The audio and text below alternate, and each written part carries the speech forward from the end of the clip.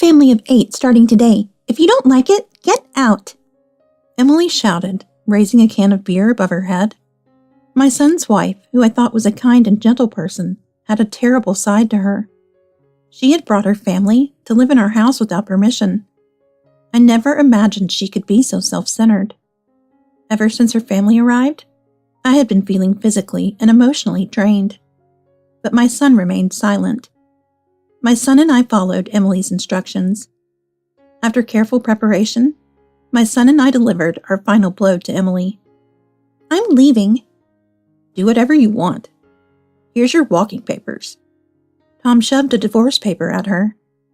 Wait, if Tom throws me away. Emily seemed to think she would be in financial trouble. She came chasing after us, not knowing that her real hell was about to begin. My name is Carol Hunter, and I'm 63 years old. I work part-time at a local bakery 3 days a week. My husband passed away 3 years ago from an illness, so I live alone. My only son, Tom, who is 35, is married and lives in an apartment near my house. Tom's wife, Emily, is 3 years older than him. They met at work. I was lonely after Tom left home, as I had lost my husband early. But Tom and Emily had 3 boys. I was happy to have 3 grandchildren. I wished my husband could have met them. Tom lives close to my house, so he often comes to visit with the grandchildren. I love children, so I looked forward to seeing my grandchildren. Having 3 boys around is lively, and sometimes I think it's a little noisy. But Tom is very involved in taking care of the children. Emily said that Tom helps with bathing and putting the children to bed. When I look at my grandchildren, I see that they are very attached to their father, Tom. Tom seems to be good at communicating with the children. He seems to get along well with them as they become more talkative. On the other hand, Emily seems to have a little trouble with parenting. Sometimes she doesn't know how to discipline them properly, and her language can be harsh. When Tom gently corrects Emily's way of speaking, she often retorts with an, I know, it's none of your business, and doesn't take it seriously. I also heard that Tom sometimes cooks meals. Daddy's food is yummy, yummy, my grandchildren said. Yeah, even better than Mommy's. Ugh, I have to admit it, it's frustrating. After that, Emily got into a bad mood. Those kids are so mean, don't you think? It can't be helped. They're still children. Your cooking is delicious too, Emily. Tom tried his best to cheer Emily up. According to Tom, Emily is a bit short-tempered. Tom manages to keep Emily in a good mood, trying to avoid arguments. Tom once told me about this over the phone. Emily's parents have been staying with us since last week. Since last week? Does that mean they're staying over? Yeah, they are. Did one of them get sick or something? No. Apparently the apartment building where they live is undergoing renovations, and the construction noise is too loud. Oh, I see. People our age are often at home during the day. Right, and Emily's parents aren't working, so it's even worse for them. I see. About how long will the renovations last? At least 3 or 4 months, they said. Do they plan to stay with you the whole time? They said they might go back, depending on which part of the building is being worked on. They're also planning to visit friends' houses and go on trips. Oh, I see. Well, still, won't it be tiring for you, Tom? I'm fine. It'll be for a short period. Tom gets along well with his in-laws. He wasn't complaining to me at the time. He had just called to tell me something, and it came up in conversation, so I didn't think too deeply about it at the time. A month passed. One Sunday, the doorbell rang, so I picked up the receiver. Yes, who is it? Then I heard a familiar voice. Our doorbell doesn't have a camera. Hello, it's Emily. Oh, Emily, what's wrong? Is everything okay? Can I come in for a bit? Emily wasn't supposed to come over today. Tom hadn't said anything either. Feeling puzzled, I went to the front door and opened it. I was astonished by the sight before me. Huh? Standing in front of the door were Emily, Emily's parents, and my 3 grandchildren. What's going on? Why is everyone here? Well, we had a little situation, and we were wondering if we could stay here for a while. At Emily's and her parents' feet were 5 large suitcases. The 3 grandchildren were each carrying backpacks. Stay here? What do you mean? We'd like to stay here for a while. What? Why? Well, our parents' apartment is under renovation right now. Yes, I know that. That's why you've been living with Tom, right? Yes, but our apartment is too small. We thought it would be okay here since it's a single-family house, and you live alone, Mom. Well, but to have Emily's parents stay here too. Oh, I've already sent Tom a text through Line. Oh, so Tom knows? Yeah, well. Emily seemed uncomfortable answering that question. Wait, where is Tom right now? He has to work today, even though it's Sunday, so I sent him a message telling him that he should come straight here after work. This means that Tom might not know the details of the situation. As I stood there bewildered, my 3-year-old grandson Mason tugged on Emily's clothes. Mommy, I need to go potty. Oh, go quickly then. Excuse us. May we use your restroom? Emily pushed me aside and entered the house. Her 2 other grandchildren followed her. Then, Emily's parents started taking off their shoes. As I stared at them, Emily's father noticed my gaze and looked up. Sorry for the intrusion. Emily's mother also looked at me upon hearing her husband's voice. The construction noise at the apartment is just unbearable. I see. I found myself standing alone in the entrance, feeling lost. What is going on with those people? When I returned to the living room, my 3 grandchildren were already playing with toys and games. Emily was fiddling with her smartphone. Emily's parents were relaxing on the sofa. I was thinking that, under these circumstances, I would have to prepare meals for 6 people. Mom, for dinner, could you make curry for the kids and Japanese food for my parents? Huh? Oh, okay. I was overwhelmed to suddenly be responsible for feeding 6 people, when I was used to cooking for just myself. The 2 younger grandchildren still ate small portions, so it wouldn't be as bad as cooking for 6 adults. But while Emily and her family relaxed in the living room, I had to go grocery shopping. I have a driver's license, but after my husband passed away, we sold the car. There's a supermarket and a convenience store about a 5-minute walk from my house, so not having a car isn't a problem. And if I ever need to go far, Tom will give me a ride. I usually walk or bike to the store, and since I only buy groceries for myself, my bags aren't that heavy. But now, I need to buy food for 6 people. No, 8, including Tom and myself. 8 servings. That's more than double what I usually buy. Emily and her family must have come by taxi. Emily also has a license, but Tom takes the car to work, so she can't use it. Her only option is to go by bicycle. I decided to buy only what was needed for today. I'm going grocery shopping.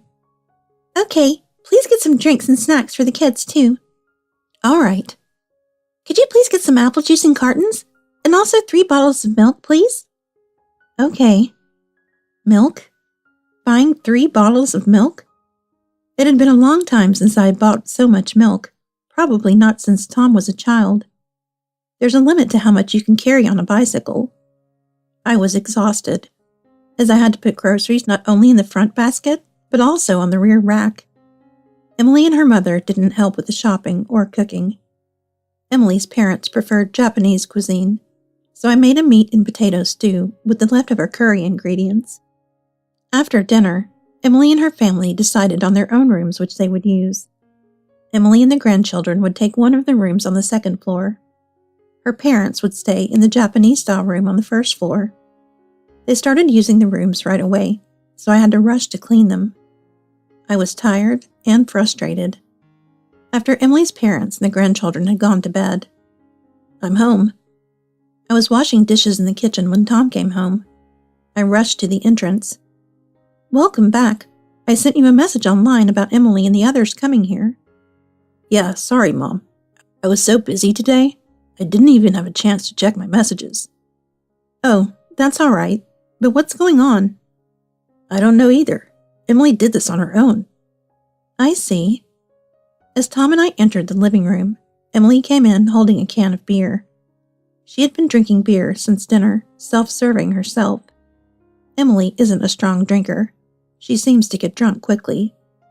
Welcome back, Tom. What are you doing? Why didn't you consult me about this?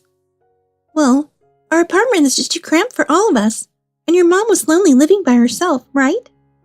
Well, yes, but why didn't you discuss it with me beforehand? I'm sorry, I just suddenly thought of it. Still. We're a family of 8 starting today. If you don't like it, get out. Emily shouted, raising a can of beer above her head. Huh? Tom and I were stunned. When Tom and I didn't respond, Emily chugged the rest of her beer and laughed as she headed upstairs. Sorry, Mom. She's drunk right now. Let's talk to her tomorrow. Yes, I will. I understand that the construction noise is a problem, but having 6 people here is impossible. Yeah, I know. I don't think anyone would think that's normal. The next day, we wanted to talk to Emily's family, but Emily's parents said they weren't feeling well and stayed in their room. Emily acted like it was no big deal. She didn't seem to remember saying, "If you don't like it, get out," from the night before. Even so, Emily clearly didn't think she had done anything wrong. It'll be fun to have a big family, don't you think? But it's a burden on Mom. That's why we'll all cooperate, and it's only until the renovations of the apartment are finished. How long will the renovations take? About half a year. Are you planning to stay here the whole time? Half a year will go by in a flash. Maybe for you, but Mom and I won't be able to relax for 6 months. Why? Because my parents are here? You don't have to worry about them. I'll take care of their meals and everything. But you had Mom do all the cooking yesterday. Oh, I was just a little tired yesterday. I'm sorry, Mom. Emily apologized. Oh, it's okay. I'll take care of the kids and my parents' meals from now on, so don't worry. I'm counting on you. It's a lot of work for Mom to cook for 8 people.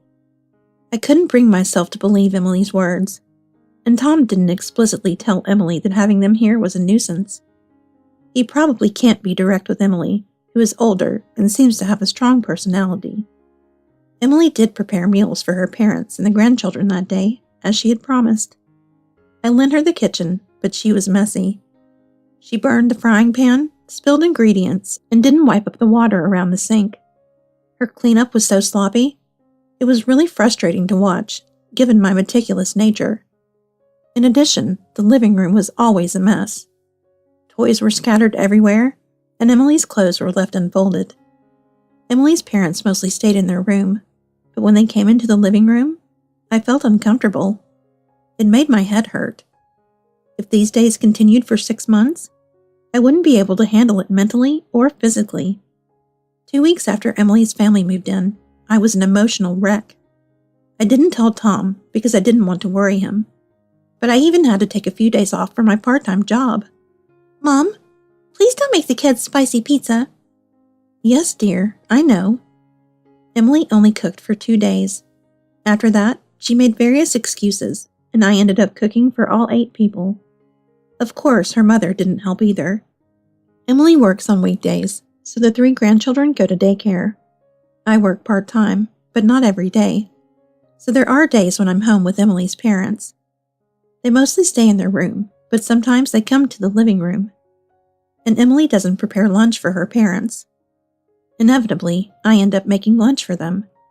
I try to cater to their preferences, but it's awkward eating with them. They're talkative and try to engage me in conversation, but they mostly avoid talking about our current living situation. It's like they're deliberately avoiding the topic. They're happy to chat about other things, but I'm not enjoying it at all. On the days I have my part-time job, Emily prepares a simple lunch. She makes it either before she leaves for work or the day before. But again, she messes up the kitchen, and I have to clean up after her. Just recently, Emily broke a precious glass of mine. Tom was there at the time, so he said in a small voice, "You gave that to her for Mother's Day." Oh, was that important? I'll buy you the same one, Mom. I'll throw this away for you. She didn't even apologize. I can't forgive her. She hardly helps with other chores either.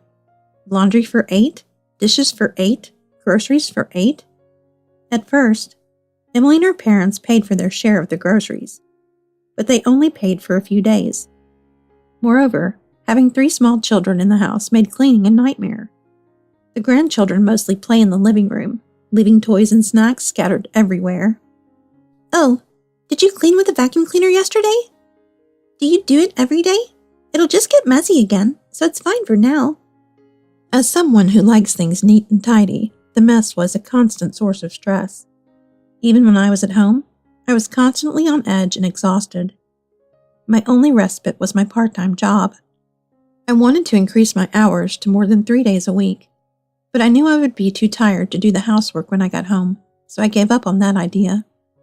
On top of that, there were days when I had to pick up and drop off the grandchildren at daycare, which was physically taxing. When Tom comes home from work, he helps with the housework, which is a great relief. He has gently suggested that Emily help out more. However, Emily doesn't seem very proactive about childcare. I'll give these two a bath, so Emily, can you take care of the youngest? Huh? If you're doing 2, you can do all 3. She pushes the childcare onto Tom. Furthermore, when Tom isn't around, she tends to neglect both housework and childcare. She doesn't cook or clean, and her parenting is haphazard. I often felt her tone with the grandchildren was too harsh. Don't spill. Wipe it up yourself. Okay. How many times do I have to tell you? I'm sorry. Emily, maybe you should be a little gentler. I know, but they spill things all the time. When they first moved in, she would correct her language in front of me, but gradually she stopped doing that. It was painful to watch. On weekends, Emily often goes out by herself. She'll be gone from morning till night, and even when Tom sends her messages online, she doesn't read it. Her parents don't say anything about it. Tom can't seem to bring himself to be strict with her either. When their 2-year-old son Ethan had a high fever in the morning, Emily went out anyway. She didn't send any concerned messages or calls throughout the day. I wondered if this was becoming a form of child neglect. Looking at Emily's parenting, I couldn't imagine that she had been cutting corners since her first child. When I first met Emily, I remember thinking she was kind and had a good impression of her. But living together revealed Emily's true colors. This was the real Emily. I was very disappointed. At the same time, I started to worry about Tom. One night, after finishing up the chores, I was resting in my room when Tom came in with the laundry. I'm at my limit. Tom, you should talk to Emily again. She doesn't think she's doing anything wrong, so I don't think it'll do any good. Can't you tell her what you think? It's not that I can't, but I know things need to change. If Tom won't say it, it's hard for me to say anything. Tom has always been a kind boy. He never fought with his friends and was often praised by his teachers. However, because of his gentle nature, he tends to suppress his own opinions. He seems to have learned to express himself to some extent after becoming an adult. But as his mother, I still worry about him. Mom? Tom said with a serious expression while I was lost in thought. What is it? You look so serious. I've been thinking a lot about something. About what? About Emily. Yeah, I actually have a plan. What Tom told me was astonishing, and Tom's plan gave me courage and hope. A month later, Emily, can you throw away the trash? Later. I'm in the middle of something. I was washing dishes in the kitchen. Alex and Mason were at Tom's friend's house. Tom and his friend often invite each other over, taking turns hosting. They also help each other out when one of them has errands to run. Emily's father had gone to a hot spring with a friend. Her mother was knitting in the living room. The living room was as messy as ever, but I didn't mind anymore. Emily was reading a comic book on the sofa. Tom silently threw away the empty snack bags that Emily had left on the table. By the way, things have been disappearing from the house, haven't they? The other day, you threw away a shelf, and Tom's room is pretty empty too. You got rid of your bookshelves, and you have fewer clothes too. I just decluttered, that's all. Oh, I see. Mom, what's for lunch today? I was thinking of making rice porridge with yesterday's leftover hot pot. Is that okay? Ugh. Save the rice porridge for dinner. The kids are gone, so let's have sushi. Good idea. Sushi. Tom, go buy some sushi. No. Huh? Why not? Are you not in the mood for sushi? It's not that. I just don't feel like going out to buy it. What? You said you were going to the convenience store earlier, so you can just pick some up on the way. No. What? Are you defying me? Right, Tom? Tom, you... Emily and her mother were surprised by Tom's attitude. Oh yeah, if I defy you, we have to leave this house, right? Yeah, that's right. Oh, Emily remembers what she said. Good for you. Of course I remember. I wasn't that drunk last night. Really? Well, that's good then. That's helpful for us. If you didn't remember, you would have been in trouble. That's helpful. Then Tom looked at me in the kitchen. Mom, is today okay? Of course it is. Emily and her mother looked puzzled by our conversation. What's okay? I wiped my hands, came out of the kitchen, and smiled at Emily. We're leaving. Huh? Leaving? What do you mean? You can't stand us anymore, and we can't have a decent conversation, so... Wait, what are you talking about all of a sudden? It's not sudden. We've been thinking about this for a long time. Emily, you said it yourself. If you don't like it, get out. But if Tom wasn't here, what would happen to us? Do whatever you want. Here, Tom said, handing Emily the divorce papers. The divorce papers were already signed by Tom. Tom and I went to our respective rooms upstairs, grabbed our bags, and returned to the living room. All right, see you later. Once you've filled out the divorce papers, send them to my parents' place as soon as possible. Tom picked up 2-year-old Ethan. Take care. Tom and I said that, and were about to leave the living room. Wait a minute. You're taking Ethan too? Stop messing around. Emily came running after us to the entrance. I said nothing and put on my shoes. Give Ethan back. Give him back. In Tom's arms, Ethan started crying, not understanding what was happening. I'm taking all the children. I'll contact you later through a lawyer regarding the procedures. Wait, don't do this without talking to me first. I'll call the police. Do whatever you want. But if you explain our current situation, I think the police will understand. Besides, I think it's better for you if the kids aren't around, right? What do you mean? Emily was probably right on the mark. Tom ignored whatever Emily said. We left the house. Tom put Ethan in the child seat in the car. Emily came out of the house, banging on the car windows and screaming. Of course, Tom didn't open the windows, and I ignored her too. Tom slowly started the car, and we headed to our destination. This day has finally come. I didn't think it would actually happen today, I said while soothing Ethan in the car seat. Yeah, sorry it was so sudden. Mom, you've really been through a lot. Oh, it's fine. Thanks to you, Tom. Thank you. Hey, Ethan, I'm sorry. That must have been scary. Tom looked at us in the rearview mirror. Yeah, once we've gone a little further, let's take a break somewhere. Yeah, let's do that. We were able to carry out the plan that Tom had devised. We were fully prepared, but we hadn't decided when to execute it.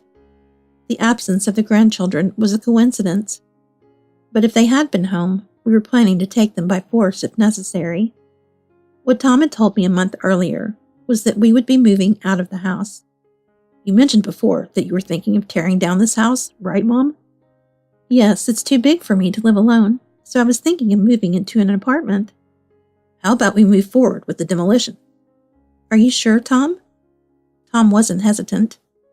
I'll miss the family home, but your future well-being is more important, Mom. Tom, this kind of living situation is not okay. Let's move out of this house without telling Emily and the others. But is that okay with you, Tom? That means you'll be separating from Emily, right? Of course. We'll get a divorce. I will raise the children. I'm doing this for my sake and for the children's sake, too. Can you decide that so suddenly?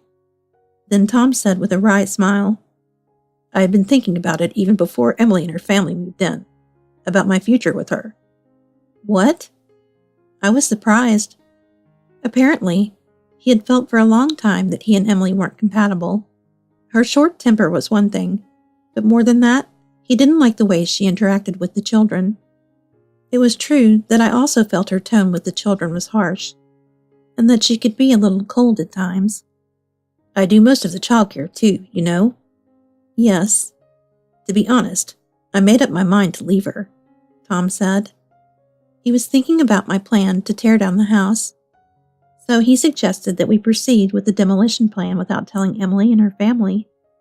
We secretly disposed of our personal belongings, or gradually moved necessary items to a new place. That must be why Emily mentioned that things were disappearing. Tom regularly returned to the apartment where he had been living with Emily and discreetly moved their belongings. Tom left only Emily's belongings and terminated the lease for the apartment. Emily hasn't been going back to the apartment, but if she does and gets angry, I'll just tell her I was thinking of moving, he said. However, it was difficult to move large pieces of furniture. Tom and I gave up on that. Due to the preparation period, the demolition was scheduled to take place in about a month. Before that, we arranged for the electricity, water, and internet to be shut off. We also arranged for a contractor to dispose of any remaining furniture before the demolition. Additionally, a contractor came to the house for an on-site inspection. Tom and I secretly arranged for this to happen on a day when Emily was at work. Tom took a paid day off for this. He pretended to go to work as usual and said he would return after Emily left for work. He said he would make up some excuse for Emily's parents about the contractors, and since they had puzzled looks on their faces, he figured they wouldn't understand anyway. In other words, Emily and her family, unaware of the situation, would suddenly find their utilities cut off and would no longer be able to live in that house. We would pick up the grandchildren and move to our new apartment. It's a new apartment building near Tom's workplace. I had to quit my part-time job, but I planned to find a new one. Tom told me I didn't have to work anymore, but I want to work. From this day on, this is your new home, Tom told the kids when we arrived at the apartment. I was tidying up the kitchen. I'm sorry, Dad can't live with Mom anymore. Why? Did you guys fight? Yeah, I'm sorry. We can't make up. You can't make up? No, I want to live with you guys and Grandma. Can I see Mommy anymore? Of course you can. I'll take you to see her whenever you want. So you can tell me anytime you want to see her, okay? Okay. Tom was worried about the children when he came up with this plan. I stopped what I was doing and watched them from the kitchen. The 5-year-old Alex probably doesn't understand the situation yet. However, Tom had said before that since he's young, he might adapt more easily because he won't understand everything. Yeah, it might be harder if they were in elementary school, I had said. After that, the kids being kids, were running around the new apartment with great excitement. But the youngest, 2-year-old Ethan, cried many times because his mother suddenly disappeared. It broke my heart. We refused calls and messages from Emily while we were on the move. Tom has a spare number for Emily, and he only contacts her when necessary. Emily apparently didn't call the police the day we left the house. She's probably relieved the kids are gone. Do you think she's given up? I wonder. She carried our kids in her own body. Would she give up that easily? I'm a little worried. A few days after the move, I was cooking when Tom was talking to Emily on the phone. He had the call on speaker, so I could hear it in the kitchen. Did you send the divorce papers? I did. Also, you canceled our apartment lease without my permission, didn't you? Yeah, I did. We're not living there anymore, so it's fine. Don't be so selfish. You're the one who brought your whole family into my parents' house without permission, remember? That doesn't justify this. Anyway, how are the kids? I'd think you'd ask that first, normally. I thought the same thing as Tom. I was worried, okay? Well, are they okay? They're fine. Don't worry. That's just an act, right? You don't really care. I'm really worried. Yeah, right. Whatever. So regarding custody. The phone became noisy on the other end. Someone seemed to be approaching Emily. I could hear footsteps. What's wrong? Mrs. Miller! Mrs. Miller! I could hear some rustling, and then Emily's mother was on the phone. Tom, what do you think you're doing? She yelled. What do you mean? Don't play dumb. You told the manager at our apartment building that our contact information had changed. I didn't understand what she meant. Huh? The manager? Don't pretend you don't know. We didn't know the construction had stopped. It had stopped? Tom was clearly feigning surprise. My husband and I went to the apartment earlier, and the manager told us. He said a young man came and told him that our contact information had changed. Did you know about this, Tom? No, I have no idea. But was the new contact information wrong? They said they couldn't reach you at all. I don't know, but it must be you, Tom. I don't know. Anyway, I have nothing to do with it anymore, so I'm hanging up. Wait, we haven't finished talking. Tom hung up, ignoring Emily's mother. Tom, what was that all about? Oh, I did something a little mean to her parents, too. Tom told me about another plan he had mentioned before. Around the time he told me about his plan to leave the house, Tom found out that the construction on Emily's parents' apartment building had been halted. Apparently, there had been an accident during construction. A worker was seriously injured and the police were investigating. As a result, the residents had to move to a different apartment temporarily. So Tom lied to the apartment manager, saying that Emily's parents' contact information had changed. He gave them a fake contact number, ensuring they wouldn't be informed of any updates. Therefore, Emily's parents were unaware that construction had stopped and that the other residents had moved. Emily's parents went to the apartment building and learned about the situation. They were told by the manager that they couldn't get in touch with them. Emily's parents now have to quickly pack up their belongings and temporarily move out of their apartment. I wanted to do more, but I figured they'd eventually hear about the construction situation, so I kept it at that. You're quite something, Tom. Still, it's bad luck that the construction stopped, isn't it? If they couldn't return to their apartment under construction, Emily and her parents would be even more determined to stay in my house. But they won't be able to live in that house for much longer either.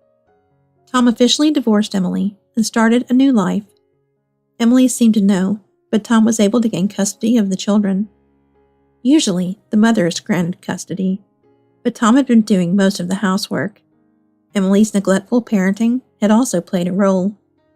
I started a part-time job at a bakery, a 5-minute walk from the apartment. I had worked at a bakery before, so I got used to it quickly. The grandchildren sometimes longed to see Emily, so Tom has taken them to see her a few times. However, they stopped saying they want to see their mother recently. The grandchildren seem happy at their new daycare, which is a relief. One Saturday. Shall we go? Yes, let's.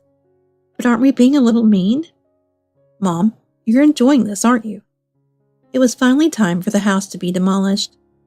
Tom suggested that we go see it on that day. He wanted to see the construction site, but also to see how Emily and her family were doing.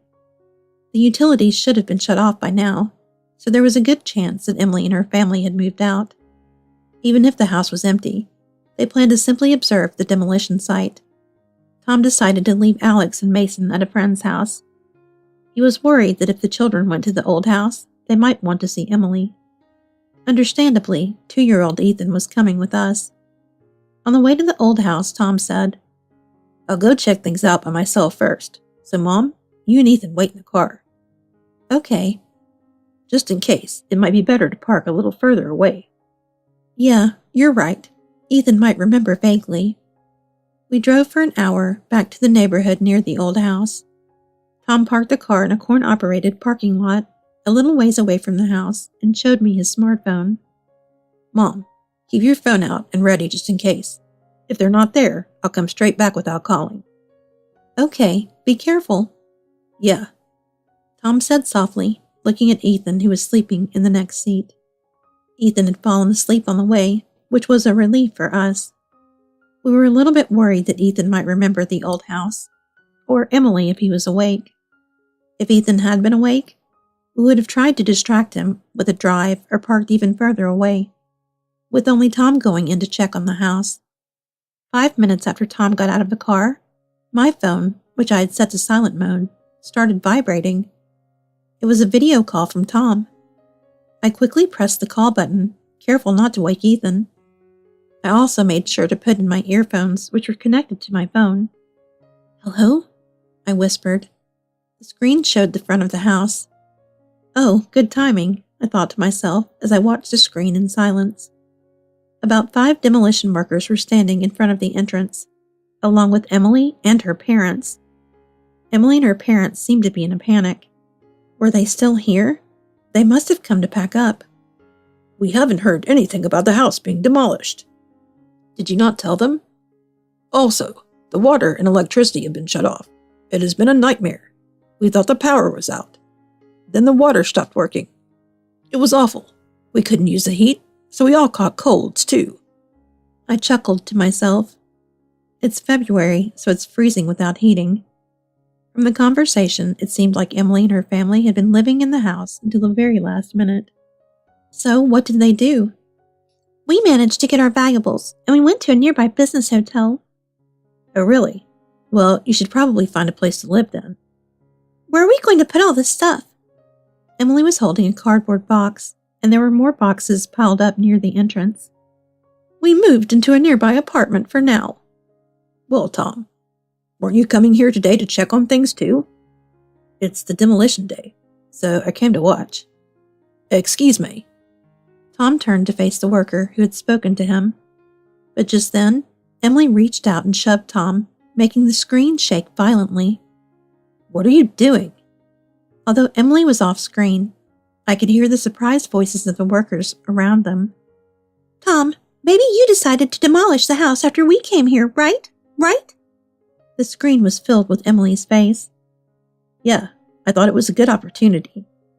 You're horrible. How could you? Did you know that the workers who came to the house a few times were here for the demolition? What are we supposed to do with this house? What we do with this house is none of your concern. What kind of attitude is that? Emily's father pushed Emily aside and confronted Tom. I think it's a bit much to stay in someone else's house for so long. No one seemed able to counter Tom's words, and the area fell silent. I was surprised. I didn't expect Tom to be so assertive. Excuse me, can you please proceed as planned? The screen was pointed at the ground. Tom must have bowed to the workers. The screen remained fixed on the ground for a few seconds, and then I could see that Tom had left through the gate. Wait, Tom! I could hear Emily calling after Tom for a while. I'm heading back now. She might chase after me, so drive as soon as I get in. Okay. I ended the call. A few minutes later, Tom came running back to the parking lot. Emily hadn't caught up yet. I'm back. Okay, let's go. Good work. Tom quickly started the engine and drove off. Just as the car was leaving the parking lot, I glanced back and saw Emily in the distance. But I didn't say anything and kept looking straight ahead. After driving for a bit, Tom pulled over to the side of the road. What's wrong? It's fine. Then Tom reached into the passenger seat and rummaged around for something. Mom, here. Tom turned around to face the back seat and held out what he had in his hand. It was a box wrapped in pink wrapping paper. What's this? A present. A present? Oh dear, but my birthday isn't until next month. I know. I'll give you a proper birthday present next month. This is separate. I just felt like giving it to you. Thank you. Can I open it now? Sure. As I carefully unwrapped the box, Tom straightened up in the driver's seat. When I opened the box, I found an Edo Corico glass inside. Oh, this is... Emily broke a glass a while back. I know you really treasured it, so I wanted to get you a new one. Oh, you bought this for me? Yeah, Tom answered, looking a little embarrassed. Thank you. I'll cherish it. Shall we go home? Yes, let's have a drink with this glass tonight. Sounds good, Tom said, and started the car. I stroked the head of my grandson, who was sleeping soundly beside me. Our nightmare was finally over.